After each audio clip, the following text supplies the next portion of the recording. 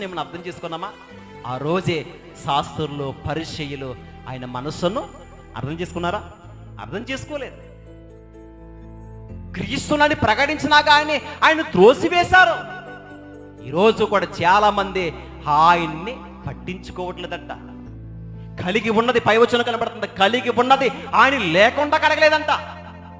కలిగి ఉన్నది భూమి గాని, ఆకాశము గాని, చంద్రుడు గాని, చుక్కలు గాని, ఈ చెట్లు గాని, పక్షులు గాని, మానవ జన్మే గాని, ఇవన్నీ కూడా కలిగి ఉన్నది ఆయన లేకుండా కలగలేదే.